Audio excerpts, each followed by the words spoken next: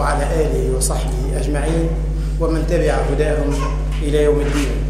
D'abord, j'aimerais bien remercier les frères et les sœurs de la ville de Massy, de cette mosquée de Massy. J'ai pu voir à distance le dynamisme de l'association, de l'équipe qui anime ces activités depuis pratiquement plusieurs mois que je vois passer des informations diverses sur les différentes rencontres qui sont organisées ici. Donc Allah vous récompense tous, et ceux qui organisent et ceux qui participent et qui assistent.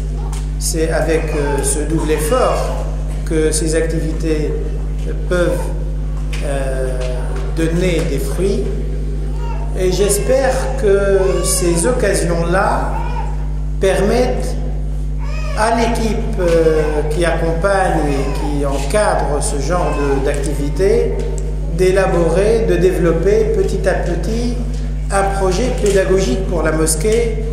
Le projet de construction de la mosquée est très important. Toutes les mosquées qui ont été faites dans la région parisienne ou un peu dans différentes villes sont importantes.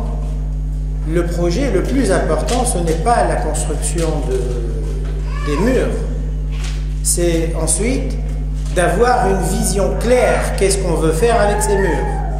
C'est très bien d'avoir un hôpital, si on ne sait pas quoi faire avec cet hôpital, s'il n'y a pas une stratégie pour équiper l'hôpital petit à petit, pas seulement l'équipement matériel, parce que ça, à la rigueur, c'est des collectes d'argent qui se succèdent, peu importe le temps que ça prenne, que ça peut prendre, on finit par l'avoir, mais aussi équipé de ressources humaines qui permettent donc de faire vivre cet hôpital ou cette structure-là, en l'occurrence, cette mosquée-là. Donc j'espère qu'Allah subhanahu wa ta'ala vous aide tous, toutes, à contribuer à la fois à nos frères et sœurs qui dirigent, que, comme j'ai dit, ceux qui viennent assister et participer. Et j'espère que cette mosquée puisse donner l'exemple autour d'elle à d'autres mosquées. Je me déplace pratiquement tout le temps dans ces mosquées depuis plusieurs années maintenant, et j'ai vu de toutes les couleurs en quelque sorte. J'en ai vu des mosquées qui sont très très belles. Malheureusement, elles ressemblent plus à une coquille vide qu'à autre chose, et c'est douloureux de voir l'énergie des musulmans déployée pour construire des murs. Ça, c'est facile à faire, ça demande des bras, ça demande une volonté et un point précis à atteindre, construire. Élaborer par la suite, comme j'ai dit, un projet pédagogique, ça requiert d'autres énergies, et c'est important que ce cadre-là de la mosquée soit ouvert à toutes les énergies, justement pour pouvoir mettre en place et élaborer ce projet pédagogique.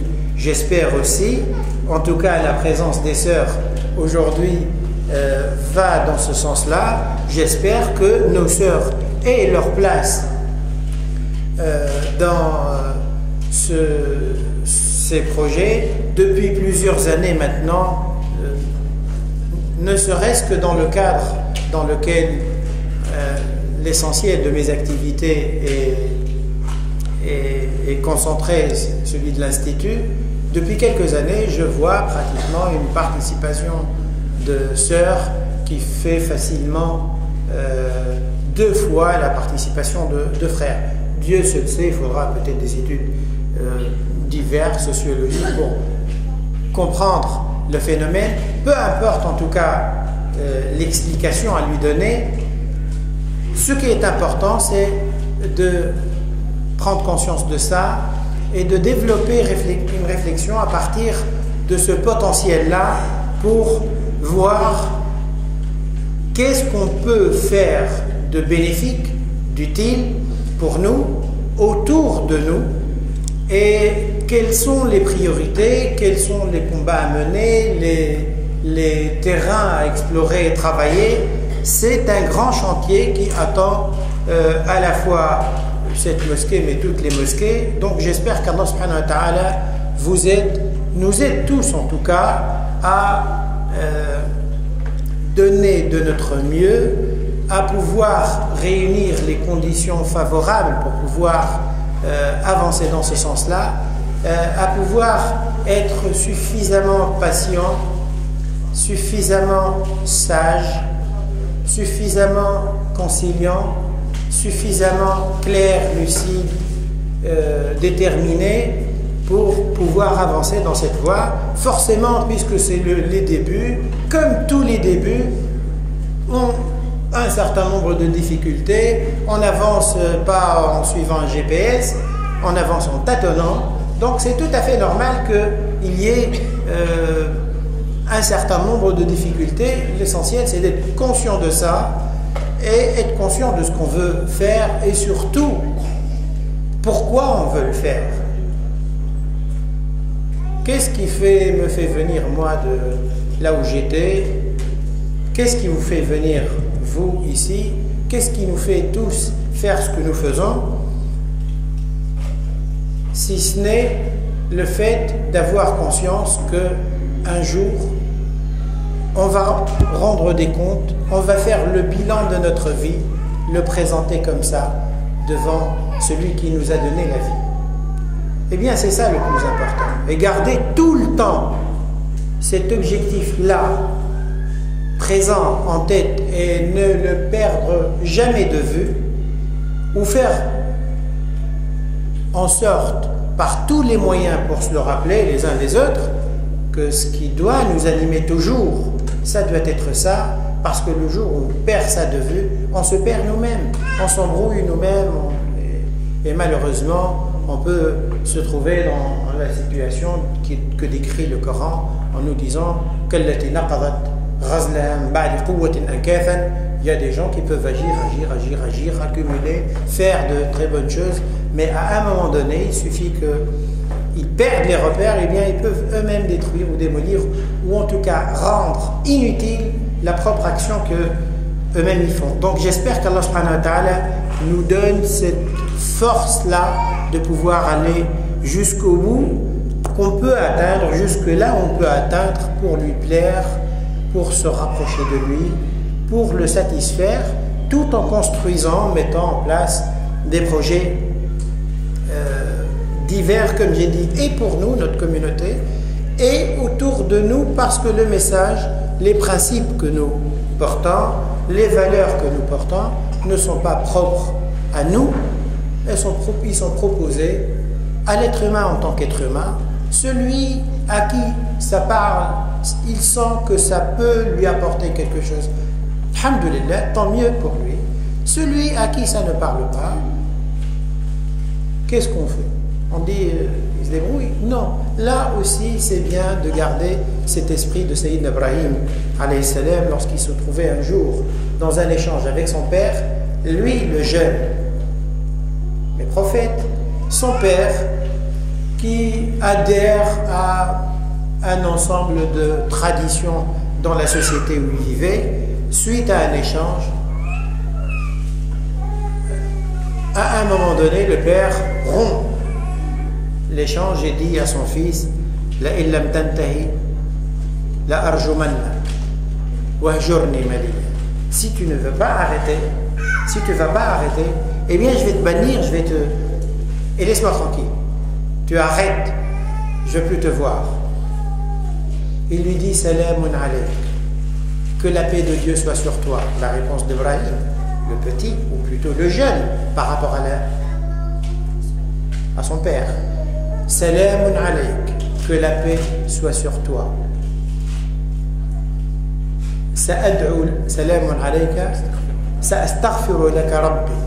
Je n'arrêterai pas de demander à Allah subhanahu wa ta'ala, à Dieu, de te pardonner.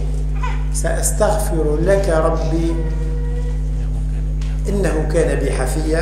Il a toujours été bienveillant vis-à-vis de moi. Wa ad'u laka rabbi, et j'invoquerai Dieu toujours pour toi.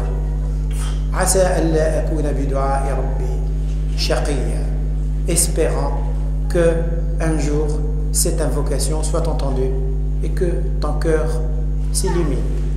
c'est dans cet esprit-là que nous devons agir, que nous devons déjà nous-mêmes nous mettre avant de pouvoir agir. Permettez-moi maintenant de revenir après cette petite introduction générale. Lorsque je rencontre pour la première fois des frères ou des sœurs dans une mosquée que je visite la première fois, j'ai du mal à aller « Salam alaikum », on attaque le sujet. Je préfère avoir plutôt, si c'était pas cette occasion-là, journée de la femme, et le thème choisi en rapport avec cette occasion, eh bien j'aurais proposé à mes frères de me laisser une certaine liberté pour tenir un propos beaucoup plus général, mais qui me semble rappeler l'essentiel. Alors, pour revenir à la question de la femme, pilier de la famille, de la société, deux manières d'aborder le sujet. Une classique, celle qu'on fait lorsque on parle de l'islam ou lorsqu'on a fait des études islamiques. C'est quoi? Recenser les versets, recenser les hadiths, les paroles du prophète sallallahu alayhi wa sallam, recenser des témoignages réels, vécus dans l'histoire lointaine ou proche, et former à partir de ça un certain nombre d'axes autour desquels s'articule le sujet. C'est la manière classique. Ce n'est pas celle que je vais adopter pour ma part là aujourd'hui. Une autre manière, je ne vais pas partir des textes, des références, nos sources, le Coran, la Sunna. Non pas que je les néglige, loin de là, mais parce que j'aimerais bien qu'on prenne conscience du contexte dans lequel on est amené à vivre ce que Allah subhanahu wa ta'ala nous demande de vivre et trouver la manière adéquate pour agir dans ce contexte-là, et puis voir ce que notre message qui nous a été transmis de génération en génération, celui du prophète sallallahu alayhi wa sallam, le message de l'islam, eh bien qu'est-ce qu'il nous apporte comme élément et qu'est-ce qu'on peut produire à partir de ce message-là comme discours, comme type d'action dans ce contexte particulier et sur le thème de la famille, de la femme, de la société. Donc je ne vais pas commencer par les sources, comme j'ai dit. Je vais commencer plutôt par la réalité que nous vivons, la réalité que nous voyons, que nous vivons tous les jours, mais des fois, ce qui arrive souvent, c'est que les choses, si elles sont trop loin de nous, on ne les voit pas facilement. Si elles sont tout près de nous, eh bien on ne les voit plus également dans les détails. Et c'est ce que nous vivons aujourd'hui. Nous vivons dans une réalité, c'est normal. Ce que vous entendez, ce bruit de fond, est tout à fait normal. Dans ce contexte, ce cadre-là, c'est normal. Et à l'époque du prophète sallallahu alayhi wa sallam, ça se produisait comme ça. Donc, un peu de patience de nous tous et surtout de la mère. Alors, souvent, tellement les choses sont proches de nous qu'on ne les voit plus, on ne saisit plus les détails de ce que nous voyons. Quand nous regardons aujourd'hui la société dans laquelle nous vivons, pour voir l'état des lieux, ou faire l'état des lieux de la famille, et puis de l'être humain, homme et femme, c'est important de partir d'abord d'un constat, de rassembler un certain nombre d'informations et puis de les analyser selon le contexte, ou pousser ou faire une analyse globale. Eh bien, quand on regarde La société dans laquelle nous vivons aujourd'hui, la société française, mais pratiquement c'est le cas dans les sociétés modernes, eh bien le constat qu'on peut faire au sujet de la famille est un constat certainement qui n'est pas rose, qui n'est pas confortable, et que beaucoup de ceux qui vivent dedans et qui ne partagent pas forcément ces convictions ou nos convictions, notre foi, eh bien c'est un constat qui les pousse à tirer des sonnettes d'alarme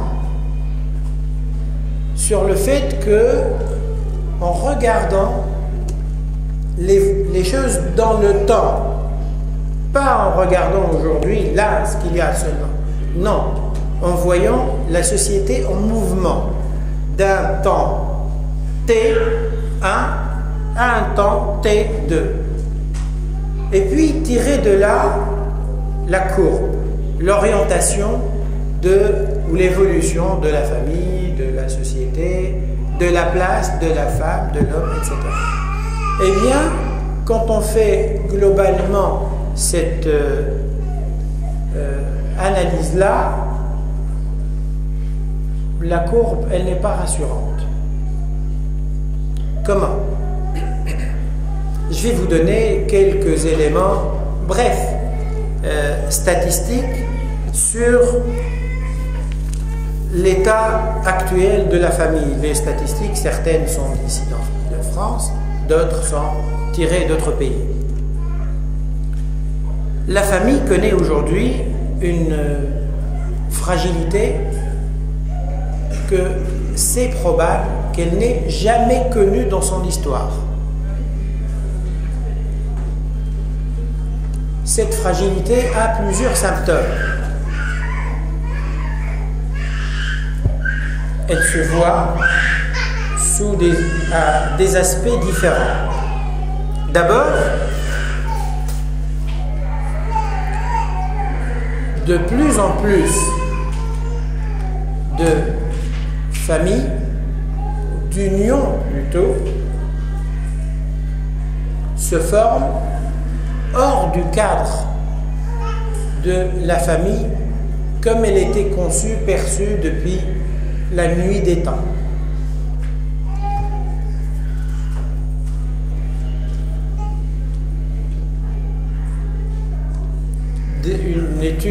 Des études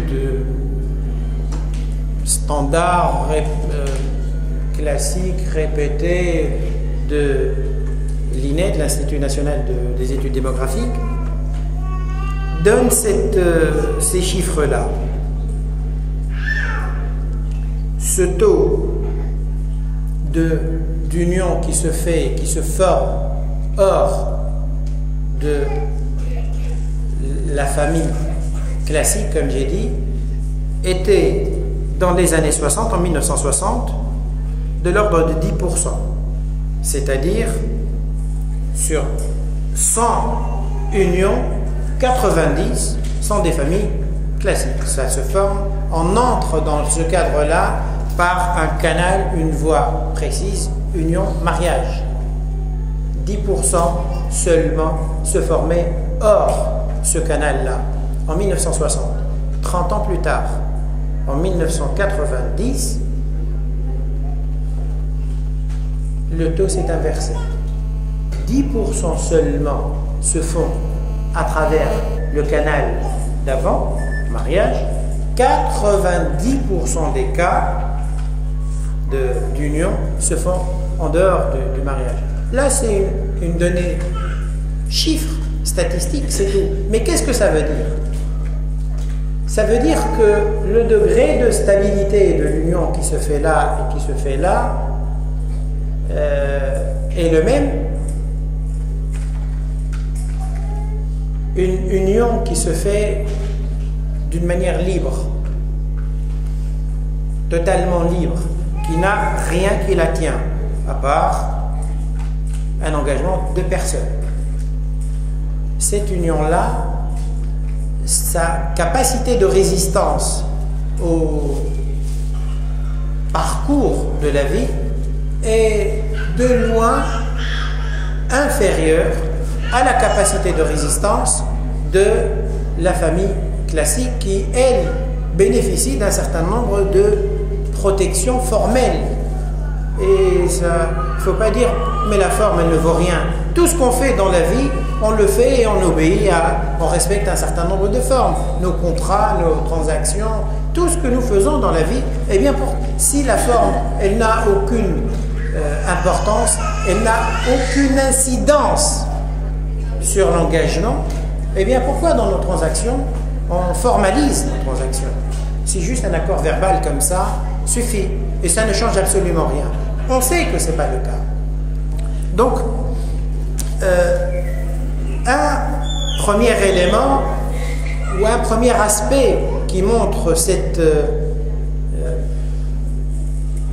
ce changement radical qu'est en train de vivre la famille, c'est le taux de personnes qui s'unissent en dehors, comme j'ai dit, du modèle de famille habituel, classique, jusque-là.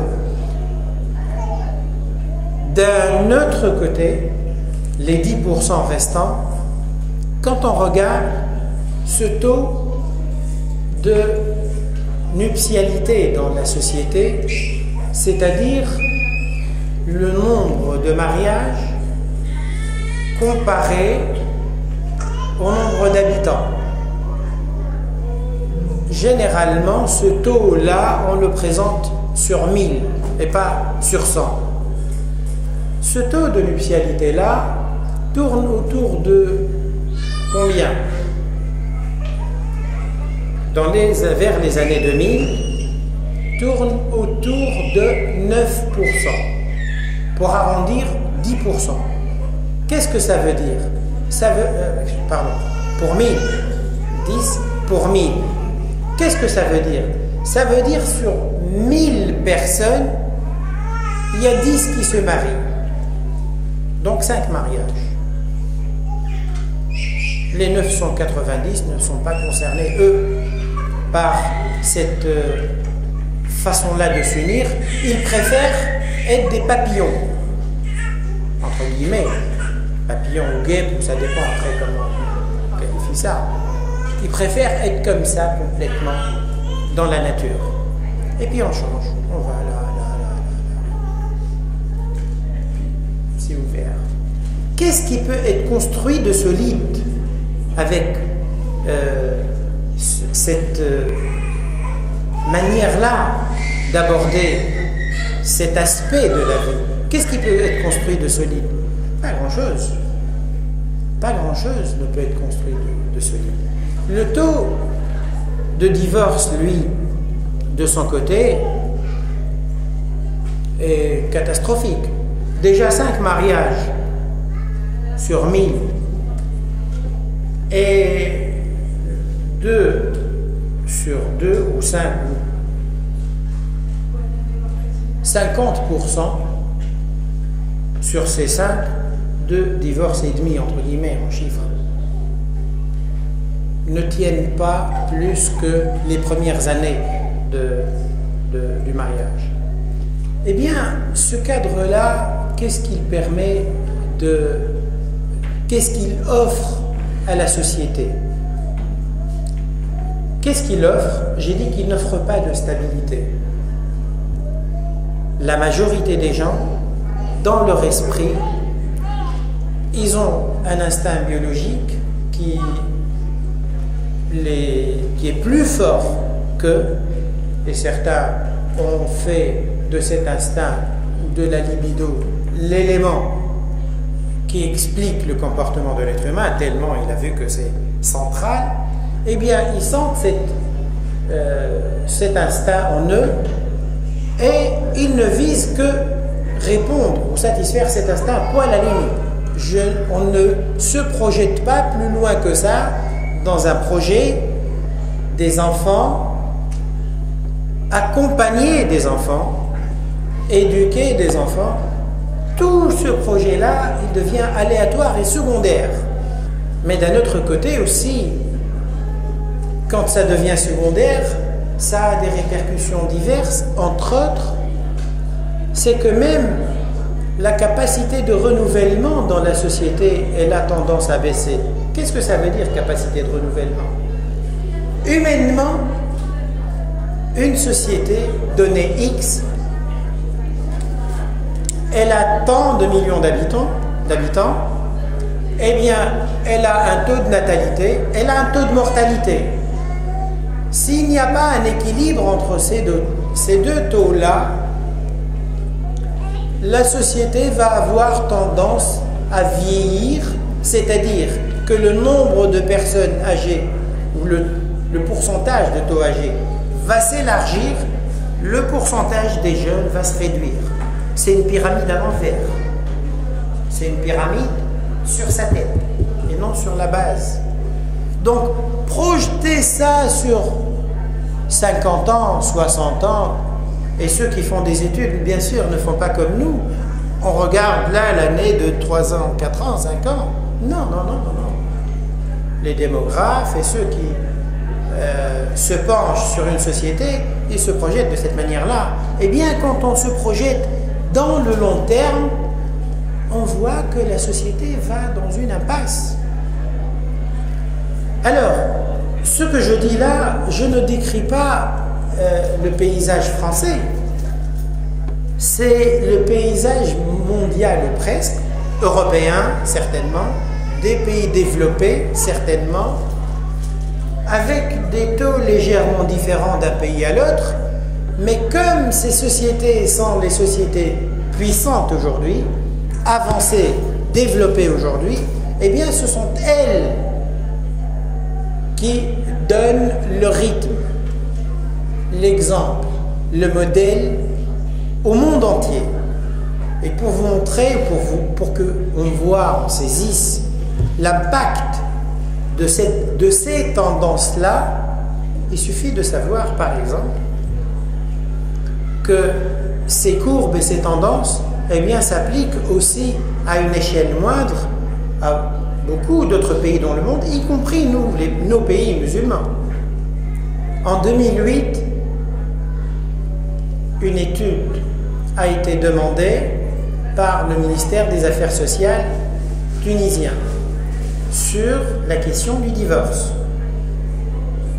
Une commission se penche sur la question, prépare, fait son étude et rend son rapport.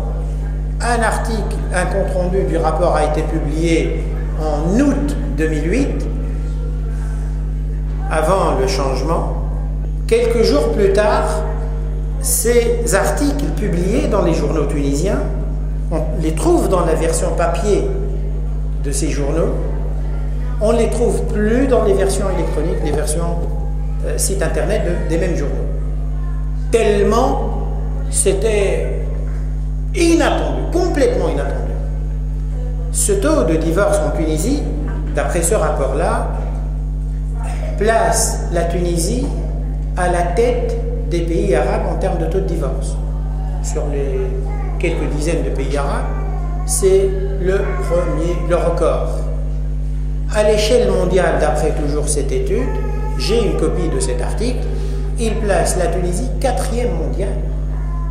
C'est...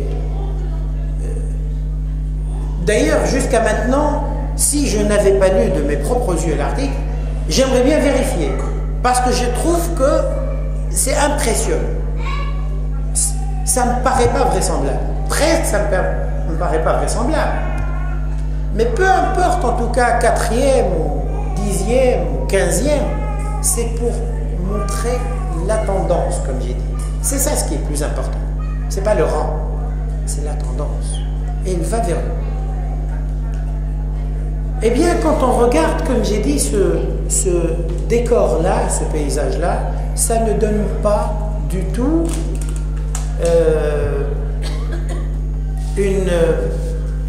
un sentiment sécurisant, confortable en termes de continuité de cette espèce humaine.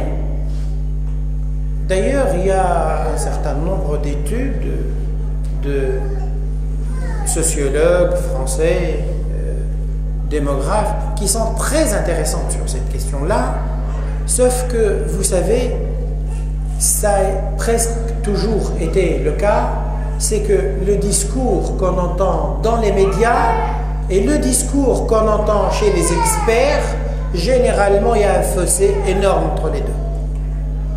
Le discours médiatique est curieux. Il va dans il a un autre ton. Le discours qui analyse, il est ailleurs. Il y a un écart énorme. Le cadre général, je disais, ne semble pas rassurant. À quel point? Je vais juste donner quelques éléments que nous ressentons, que nous voyons chacun d'entre nous dans la société. Quand, par exemple, on voit que la plupart des gens autour de nous, quand je dis autour de nous, donc nous compris, on se trouve dans cette situation-là. À 6h, 6h30 du matin, la famille est debout pour aller au travail. Les petits qui sont là,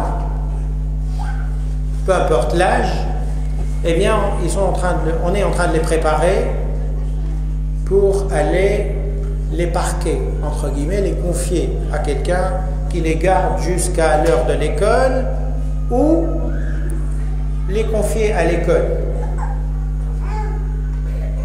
J'ai un souvenir, il y a quelques années, on avait des voisins au-dessus de chez nous. J'entendais pratiquement tous les jours de la semaine, vers 7h moins le quart, une poussette passait et j'entendais les pleurs du bébé. Et je m'étais toujours dit, la personne qui est en train de tenir cette poussette, je ne sais pas quel type de cœur elle a en elle.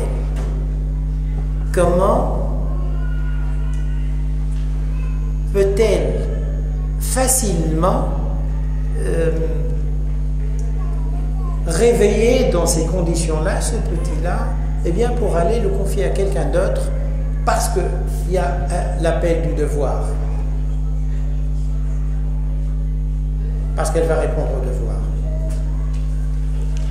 Eh bien, quand des enfants sont traités de cette manière-là, dès le bas âge, ils font leur scolarité, ils sortent à midi, ou c'est la cantine, ou bien ils sortent, ils ont un petit pendentif comme ça et une porte-clé ou des clés.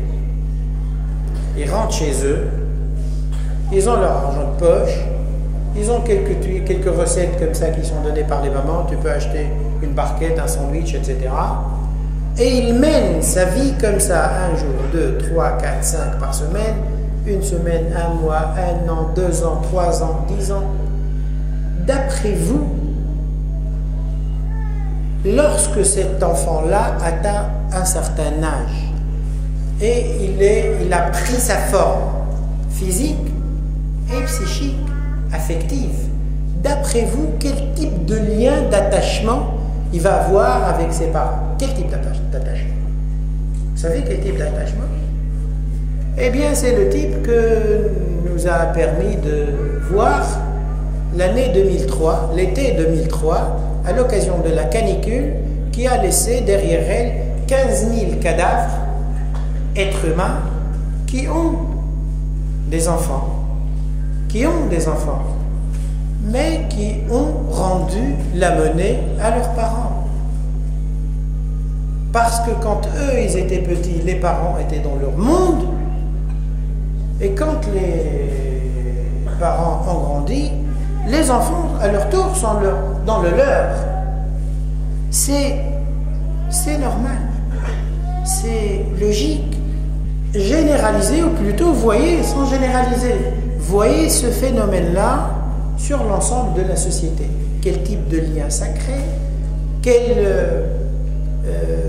quelle transmission il va y avoir, si on peut parler de transmission. Quel cadre va pouvoir apporter la famille ou les parents si on peut parler de cadre,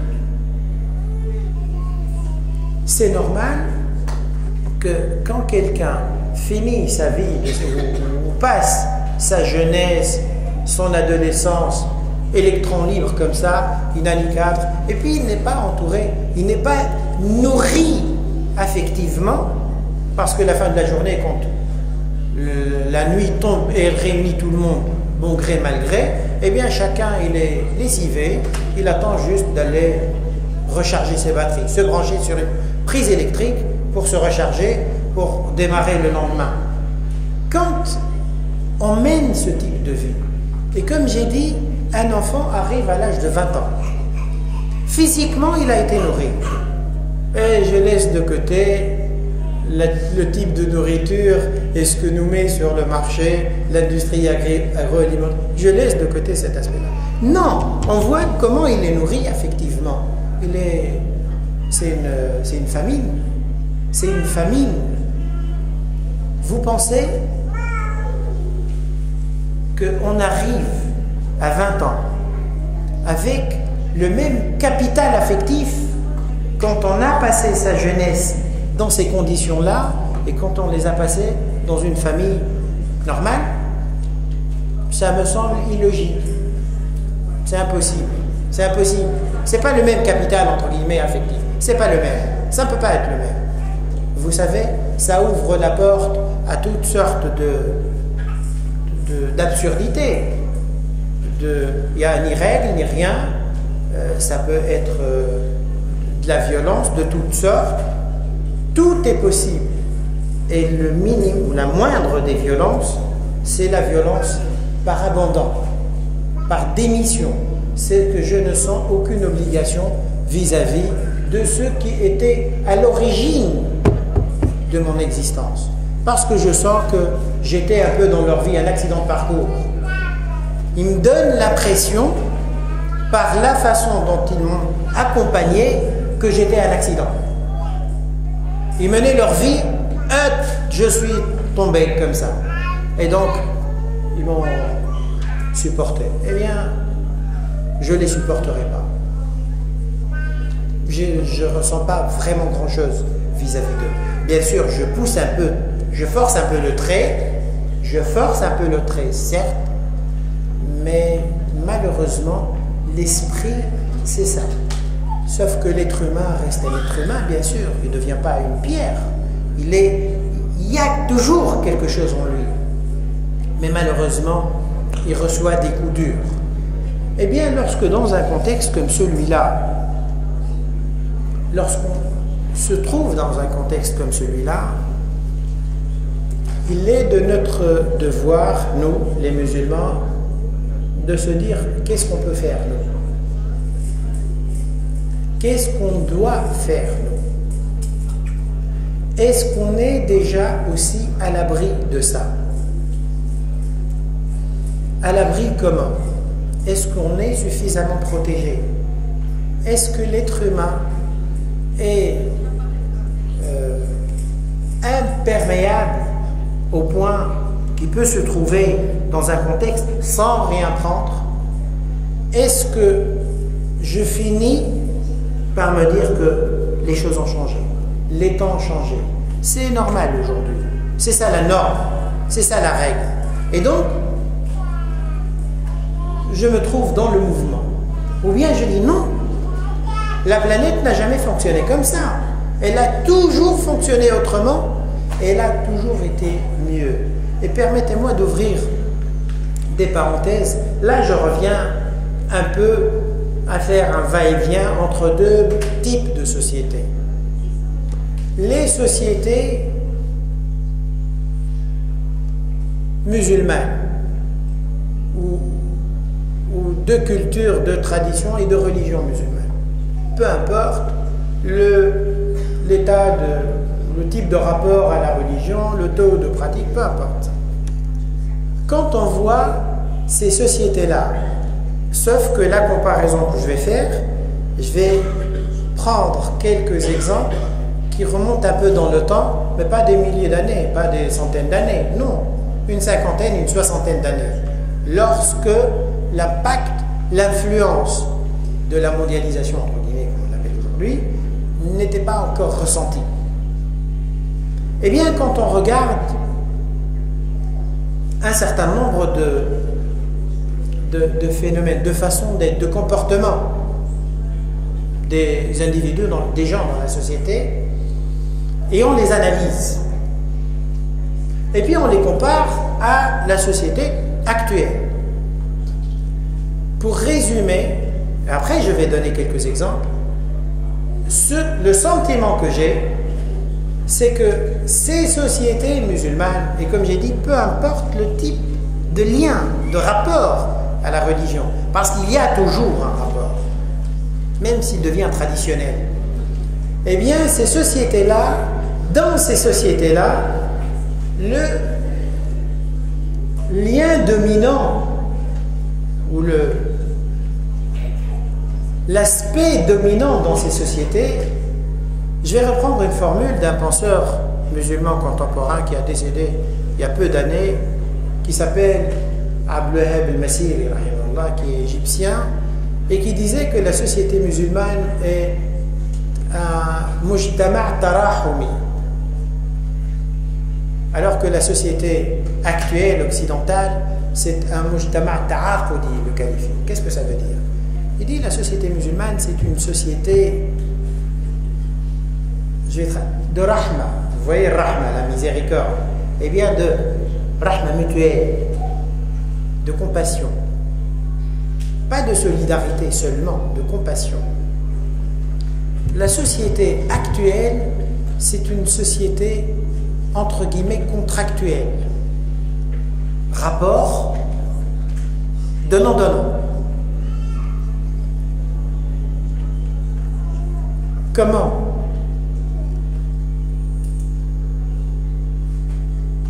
Par exemple, j'avais lu une fois un témoignage de quelqu'un, un diplomate allemand qui s'appelle Wilfried Hoffmann, qui était ambassadeur d'Allemagne en Algérie dans les années 80 et puis au Maroc par la suite, et qui s'était converti à l'islam dans les années 80 et qui est toujours en vie. À la retraite, il vit toujours. Et il a écrit un peu moins d'une dizaine de livres après sa conversion, de réflexions, de témoignages divers. Dans l'un de ses livres où il témoigne un peu de son parcours, il disait qu'il était un jour, lui et sa femme, à Istanbul, avant qu'ils ne deviennent musulmans. Il a dit, on passait dans le bazar d'Istanbul, devant une bijouterie. Sa femme a vu un collier et elle s'est arrêtée devant la vitrine, à le regarder. Il dit, la bijouterie était vide, il n'y avait pas de vendeur dedans. Quand on s'est arrêté, il y a un vendeur à côté qui est sorti de son magasin, qui est venu nous parler, nous montrer le collier. On lui a demandé le prix, nous a donné le prix, on a échangé un peu, on l'a acheté, il a pris l'argent, il l'a mis dans la caisse et puis il est reparti dans son magasin. Il a dit, il ne nous a pas dit, attendez, mais j'ai le même, venez, je fais un prix. Il aurait pu faire ça. Eh bien, il a vendu le produit de son concurrent. Il dit, c'est ça l'éthique du commerce en islam. C'est que quand on fait le commerce en ayant d'autres repères en tête, on fait le commerce bien sûr, mais on le fait d'une autre manière, plus humaine. Et c'est ce qui me fait sentir et penser que un package de valeurs et de principes de l'islam a fait fonctionner une société à un moment donné et pendant des siècles dans lesquels ces sociétés, les entreprises fonctionnaient avec un esprit de famille. Alors qu'aujourd'hui, on se trouve dans des sociétés où la famille fonctionne avec un esprit d'entreprise. C'est dur. J'avais une voisine qui n'était pas musulmane et on échangeait des visites de temps en temps, une dame âgée. Et donc un jour on était la voir et on était avec elle. Et puis ça sonnait chez elle, sa fille est arrivée. Elle lui avait acheté des médicaments pour son chien. Elle lui a donné les médicaments et puis elle a échangé peut-être 2 minutes avec sa maman. Et puis j'ai vu la dame ouvrir son portefeuille et lui donner un billet de 10 €. C'est normal. Ici, c'est normal. Ailleurs, c'est pas normal. Dans le mujtama' tarahumi, c'est pas normal. Là, aujourd'hui, on dit que les bons comptes font les bons amis. Et pourtant, on dit que quand on aime, on ne compte pas. Mais celle-là, je crois que ce n'est pas la devise d'ici. C'est la devise du tarahumi. Il m'est arrivé une fois, désolé pour l'exemple, mais c'est un exemple réel dans notre réalité. J'attendais dans une caisse d'un centre commercial. Et à 1 mètre, 2 mètres de moi, je voyais 2 personnes qui étaient devant la caisse. C'était un Roméo et Juliette. Roméo et Juliette, collés. Puis ils arrivent à la caisse. J'ai vu l'un des deux passer avec un tout petit sachet qu'il a posé. Il a payé, puis il est passé. Ensuite, le deuxième est arrivé derrière lui, a posé à son tour son sachet sur le tapis, et puis a payé, et puis ils se sont rejoints. C'est un esprit d'entreprise. Donnons. C'est à toi, c'est à moi, c'est ma part, c'est ta part. Comme dans un couple, on arrive à tenir des factures, à payer 50-50. C'est un autre univers de valeurs. C'est l'univers de l'entreprise. Et c'est malheureux, c'est vraiment malheureux que l'être humain se trouve asséché à ce point. Bien sûr, ce n'est pas de son fait, c'est des choix qui ont été faits, c'est des rails déraillés sur lesquels la société a été mise depuis un certain temps. Pour qu'on arrive là, ce n'est pas le choix de vous ou de moi, ou même de ceux de ma voisine. Ce ne sont pas leurs choix, ce sont les choix d'autrui. Et c'est curieux, c'est dans une démocratie que ça se passe, que quelqu'un choisisse de me conditionner comme lui, il entend, et faire de moi, lui, ce qu'il veut. Eh bien, c'est important, comme j'ai dit, de réaliser ce contexte dans lequel nous vivons, nous trouvons, parce que si on n'est pas conscient de ça, eh bien, on peut se trouver à échanger inconsciemment. L'être humain est sociable ou social par nature. Donc il donne, il prend, il influence, il est influencé. Mais la loi de la majorité est dominante. Donc c'est elle qui va déteindre. Et quand on réalise ce contexte-là, il devient urgent pour nous les musulmans de nous dire, eh bien, comment on trouve notre équilibre, nous, dans ce contexte-là? Qu'est-ce qu'on fait? Quelles sont les priorités? Quelles sont les priorités? J'ai ma vie, j'ai ce que je veux faire, mais j'ai 2 voies possibles devant moi. J'ai 2 voies. Celle dans laquelle Dieu m'a mis depuis longtemps et une autre faite par l'être humain. J'ai ces 2 possibilités.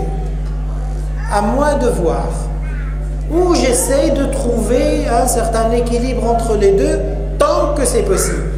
Mais quand je sens que c'est plus possible, eh bien je dois être à la hauteur du choix et de me dire, moi je fais ce choix-là. c'est important que nous, les musulmans, réalisons aujourd'hui la priorité, le rôle particulier de la famille. Et j'aime bien cette expression de l'un de nos penseurs musulmans contemporains qui dit la société, les sociétés d'une manière générale, oui, parler de la société musulmane. Il dit la société, elle est à moitié faite de femmes. À moitié, elle est faite de femmes. Et l'autre moitié, elle est éduquée par des femmes. Donc, le rôle est capital et principal. C'est que cette génération que nous avons là, qu'est-ce qu'elle attend de nous? Quel devoir elle a sur nous? Quelle responsabilité nous avons, nous, vis-à-vis d'elle? Je pense que c'est très important. Je ne vais pas donner des réponses toutes faites, mais je vous donne juste des éléments et je suscite une réflexion. Ce rôle-là, après, qu'est-ce qu'il laisse comme place pour les sœurs dans la société? Quelle que soit la société, celle-là ou une société autre, arabo-musulmane ou autre, quelle place ça lui laisse? Eh bien, à l'époque du prophète, sallallahu alayhi wa sallam, la femme, elle n'était pas absente de la société. Elle n'était pas absente de la société. D'ailleurs, le long de l'histoire humaine et de l'histoire musulmane, il n'y avait pas des cloisons immuables. Elle avait un rôle, mais le rôle, en fonction du besoin, est dans le cadre d'une vision et de priorités claires. Le long de l'histoire musulmane, ceux qui vivent dans les régions agraires, agricoles, à la campagne, savent parfaitement qu'il y a des saisons où toute la famille se trouve mobilisée. Il n'y a pas une tâche qui est ouverte à certains et pas aux autres. On trouve les mamans, les femmes, les enfants, les petits, les grands. Tout le monde est impliqué. C'est un champ de bataille. Eh bien, tout le monde va apporter sa pierre et jouer son rôle. Parce que là, il y a un besoin. Il y a un besoin. Il y a le feu, il faut des pompiers. On éteint avec ce qu'on a. Là, il n'y a pas de cloison. Mais en dehors de situations comme celle-là, eh bien, les priorités restent, comme j'ai dit, toujours claires. Ensuite, ces priorités étant claires, est-ce que ça veut dire que la femme va se trouver confinée en 4 murs et elle n'a d'occupation du matin au soir que ses enfants? C'est pas que du matin au soir. Elle peut faire beaucoup de choses. Et beaucoup de choses fondamentales. Vous savez, l'un des problèmes que nous avons aujourd'hui, c'est que dans cette société, c'est qu'on a réussi par petites doses, mais sur du long terme, à nous faire admettre ceci. Quand une dame se présente devant une administration pour remplir un formulaire, vous faites quoi, madame? Rien. Elle dit rien. Comment rien? Je vais mettre quelque chose. Mère au foyer. Mais mère au foyer est synonyme dans sa tête de rien. C'est curieux. Parce que si elle sort de chez elle, elle va rentrer dans un cadre quelconque, eh bien elle va garder des enfants, là elle fait quelque chose. Quand elle sort de ce cadre-là, elle rentre chez elle, elle fait la même tâche qu'elle fait ici, eh bien ici c'est rien. Vous comprenez quelque chose? La même tâche, elle l'a fait ici et on l'appelle rien. Et elle fait là, et là non. Elle s'occupe de chez elle, eh bien c'est rien. Elle sort et elle va faire le ménage dans une société. Elle fait quoi? Technicien de surface. Le mot qui ne veut rien dire. On lui donne un nom quelconque. Et chez elle, rien. Donc, qu'est-ce qui va définir? Ce n'est pas ce qu'on fait. C'est que est-ce qu'on le fait avec de l'argent ou non? Si c'est avec de l'argent, eh bien c'est quelque chose. Si c'est sans contrepartie claire, eh bien c'est rien. Donc, il y a beaucoup à faire. Et elle ne va pas faire que s'occuper de ses enfants. Ça, c'est la priorité, oui. Mais en dehors de ça et à côté de ça, qu'est-ce qu'elle peut faire? Ce que vous faites là, vous savez le nombre de chantiers qu'il y a aujourd'hui dans toutes les sociétés d'aide aux enfants, aux adultes, aux ados, aux personnes âgées, de l'humanitaire, de l'enseignement, de l'accompagnement, de la visite aux malades, c'est sans fin. C'est sans fin. Tous ces chantiers-là, c'est rien. Il n'y a rien à faire. Tout ça, c'est rien à faire. Qui va le faire? C'est important que l'être humain ne vive pas que pour lui. C'est très important qu'il ne vive pas que pour lui. Et si, admettons, dans un couple, on peut faire le choix, on peut être contraint, ça c'est autre chose, mais on peut faire le choix d'être tous les deux salariés, parce qu'on veut avoir un salaire temps. Là, on vise entre guillemets, un niveau de vie, plutôt un rythme de consommation X. Parce que 2 salaires est synonyme de 2 fois la consommation. C'est pas je vais avoir un meilleur niveau de vie, c'est avoir une capacité de consommation beaucoup plus importante. Parce que les salaires, on ne va pas les laisser chez nous. Et la société dans laquelle nous vivons, son nom, c'est la société de consommation. Donc si elle veut nous donner, si elle nous pousse à nous donner, c'est pas pour nous donner, c'est pas pour nous émanciper. Ça, c'est ce qu'on raconte. On nous donne pour reprendre l'autre côté. Eh bien, quand un couple fait ce choix, c'est-à-dire il fait le choix de vivre pour lui-même, basta, point la ligne, il n'y a rien. Quand un couple se dit, nous avec un salaire, Dieu merci, on peut couvrir nos besoins. Et on vit avec ça.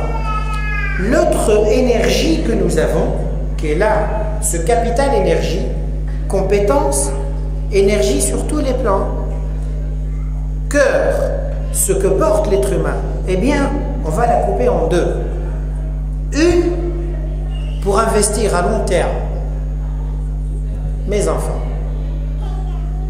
Je veux faire de quelque chose d'autre. C'est pas,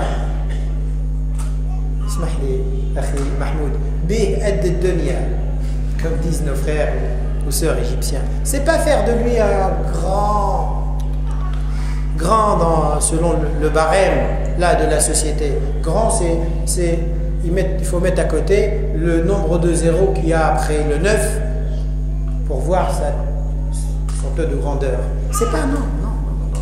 Je veux faire de grands hommes qui ont des principes, qui vivent pour autre chose que ceux pour lesquels vivent le commun des mortels autour de nous aujourd'hui. Eh bien, si un couple fait ce choix-là,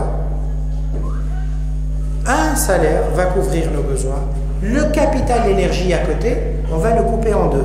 Une partie pour l'investissement interne à la famille. Et une partie de ce capital d'énergie, eh bien, on va le donner à ceux qui sont dans le besoin autour de nous. Et comme j'ai dit, Dieu seul sait combien de personnes sont dans le besoin. Et tout type de besoin. Et permettez-moi de finir d'ailleurs sur cette anecdote-là. J'aimerais bien vous laisser aussi un temps d'échange. Ça enrichit mieux cette rencontre. Permettez-moi de finir sur cette anecdote d'ordre personnel, mais bon, c'est des choses qui nous permettent de voir. On avait des voisins, aussi ça remonte à 30, 20, plus de 20 ans, et puis la maman avait un enfant qui était à la maternelle, moyenne section. Et il avait des difficultés à l'école. Moyenne section, c'est rien. Donc, un peu de rigueur, de psychologie, de pédagogie, eh bien, on peut l'aider. Elle, la pauvre, elle n'a pas réussi à trouver la formule qui lui permet de l'aider. Et un jour, en discutant avec ma femme, elle lui dit on se voit tel jour, samedi, après-midi, etc. Elle lui dit non, samedi, moi j'ai 2 heures que je consacre à ma fille pour l'aider à... Elle lui dit tu sais, si ça ne te dérange pas, j'ai mon fils, je ne sais plus quoi faire avec lui. Je sens qu'il n'est pas fait pour l'école. Si tu peux, si tu veux, tu acceptes. Je te le ramène le samedi, laisse-le avec ta fille. De temps en temps, fais-lui faire quelques exercices ou quelque chose, essaie de l'aider. Et puis, il n'y a pas de problème, ramène. Et ça s'est fait pendant quelques mois jusqu'à la fin de l'année. L'année se termine, il passe en grande section. La rentrée prochaine, la rentrée d'après, au bout de quelques semaines, un mois environ, elle vient voir ma femme, elle lui dit, tu sais, je ne sais pas comment te remercier. Quoi? Pour ce que tu as fait. Par rapport à Sarhan, par rapport à l'enfant, oui. Et pourquoi? Qu'est-ce qu'il y a? Elle lui dit, tu sais, aujourd'hui, ou il y a 2 jours, j'étais voir, j'accompagnais à l'école, en grande section. Je rencontre la maîtresse, elle me dit, vous savez, madame, votre enfant, c'est pas la peine qu'il reste ici, il va s'ennuyer toute l'année. Là, on apprend à écrire et à lire les lettres, à déchiffrer les lettres. Lui, il sait le faire. Je vais vous donner un mot, vous allez rencontrer la psychologue, c'est mieux pour lui qu'il aille en CP. Elle ne croyait pas ses oreilles. Quelques mois auparavant, pour elle, son fils n'est pas fait pour l'école. En quelques mois, il a sauté un an. Comment? C'est lorsque on se met les uns au service des autres. Lorsque on réalise, nous, que nous avons quelque chose à apporter. Quand mes devoirs sont terminés, personnels sont terminés, eh bien, ce capital temps et énergie que j'ai, qu'est-ce que je peux en faire pour me rendre utile autour de moi? C'est dans cet esprit-là, je pense, Allahu A'lam, que nous avons intérêt, tous d'ailleurs, hommes et femmes, mais pour nos sœurs particulièrement, de se mettre, de réfléchir, d'engager une réflexion et de voir comment être utile autour de nous, pour nous et autour de nous, et comment viser à travers toute cette énergie ce que Allah subhanahu wa ta'ala nous promet comme objectif ultime, sa satisfaction, son paradis. As'alullah an yuriyana al-huda huda wa an yarzuqana ittiba'ah wa an yuriyana al-batila batilan wa an yarzuqana ijtinabah. Subhana rabbika rabbil izzati amma yasifun wa salamun ala al-mursalin walhamdulillahi rabbil alamin.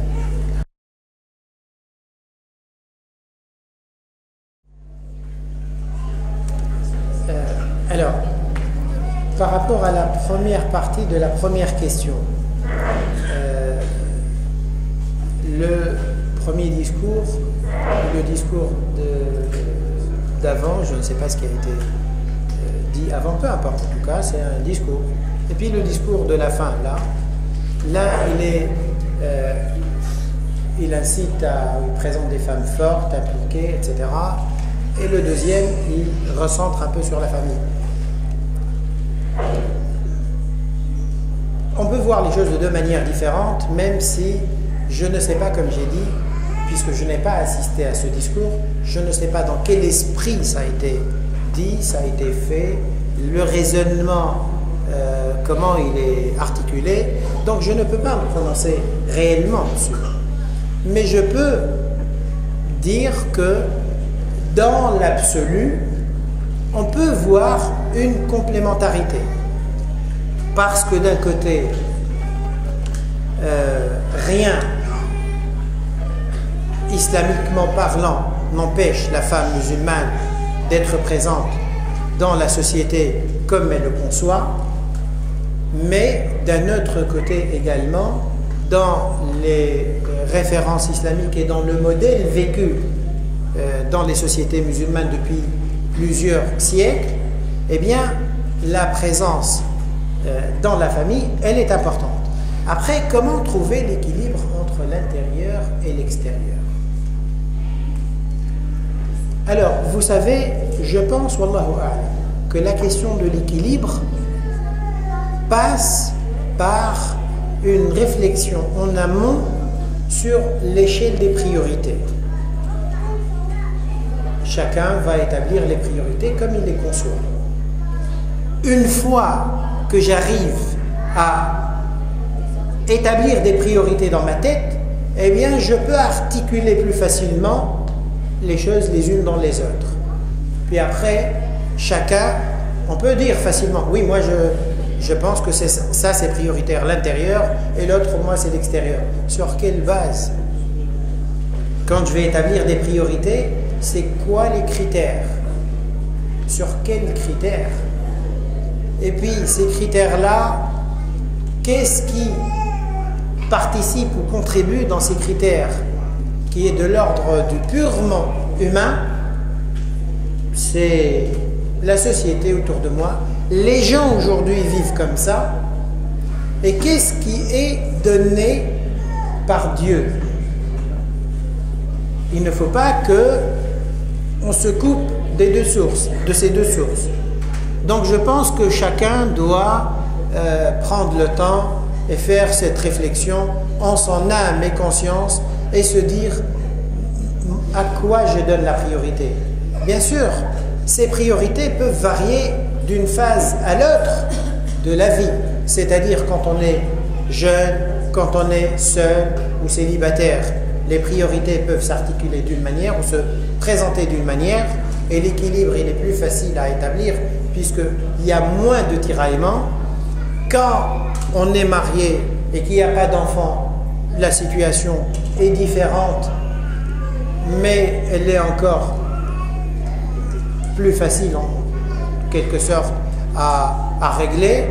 Quand on est marié et puis on a des enfants, la situation est différente. Donc je ne pense pas qu'il y a une réponse standard à tout être humain, à toute femme, quelle que soit la phase de la vie dans laquelle elle se trouve.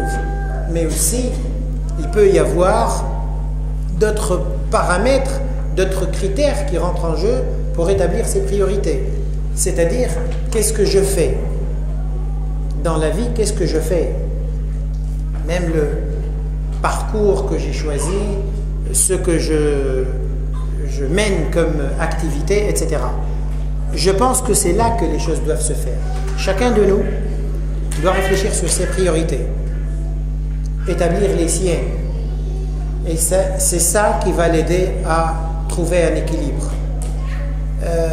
S'il les met côte à côte, eh bien, je dis que Allah l'aide à trouver un équilibre entre 50-50. S'il arrive à voir une priorité, je pense que c'est ça qui l'aidera à trancher. Wallahu a'lam. Pour la question du voile, eh bien, il y a ces trois possibilités, comme a dit la sœur. Il n'y a pas une autre possibilité. Quelle réponse voulez-vous que je vous donne? Il faut que je vous demande à chacune de vous laquelle de ces possibilités elle préfère, pour lui dire oui c'est bon, celle-là elle est bonne. Bien sûr, on ne peut pas attendre ça. On ne peut pas l'entendre, en tout cas de moi on ne peut pas l'entendre, mais on ne peut pas attendre ça. Parce que quand on pose une question de cette manière-là, en disant voilà, il y a ces trois possibilités, donc tranchez. Tranchez pour moi. Si je tranche pour vous, vous acceptez sur quoi je vais trancher? Ou bien dites-moi sur quoi vous voulez que je tranche. Moi, là aussi, je pense que chacun de nous doit faire ses choix en son âme et conscience. Et je renvoie chacun à ça. Parce que lorsqu'on va se tenir devant Dieu, chacun de nous, eh bien, il va faire son bilan, il va dire, voilà, moi j'ai fait ça, ci, ça, etc. Voilà ce que ça vaut, voilà ce que ça m'a rapporté. Chacun de nous, moi je pense qu'il faut qu'il fasse son choix. Bien sûr, quand je dis ça, ce n'est pas pour vous dire il y a des choix extrêmes, optez pour les choix extrêmes. Non, mais à vous d'établir, comme j'ai dit encore une fois, les priorités et sur cette base-là faire le choix. Voilà. Alors, juste, dernière remarque, je pense, wallahu a'lam, que tout ce que je vous ai dit, il faut l'inscrire dans le cadre par lequel j'ai commencé. Moi, je pense que nous avons tout intérêt, nous les musulmans, de bien analyser cette société. L'analyser en 1900 et puis en 2000. Et se dire que notre société et nous qui sommes le produit d'une autre société, cette vision que nous sommes en train de défendre, eh bien, elle ne tient pas compte de cette réalité. Elle ne tient pas compte du fait qu'il y a des petits changements qui ont commencé comme ça, qui ont fini par dévier complètement l'être humain. J'ai dit que ça a changé presque génétiquement, elle a presque changé. Mais bon, j'irai dans sa psychologie, quand l'être humain il devient méfiant par définition de l'être humain, il faut beaucoup de temps pour... Mais comme j'ai dit, prenez le temps d'analyser ce modèle. Avant de continuer cette réflexion, je travaille pas, je reste chez moi, chacun fait ce qu'il veut. Honnêtement, en son âme et conscience, que chacun fasse ce qui lui parle. Mais prenez le temps. Non pas de comprendre le message de Dieu, laissez-le de côté. Comprenez ce modèle-là et vous allez voir. Vous allez voir qu'il ne tire pas vers le haut. Et quand il tire vers le haut, il tire par là pour pendre. Wallahu a'lam. Subhana rabbika rabbil izzati amma yasifun wa salamun ala al mursalin.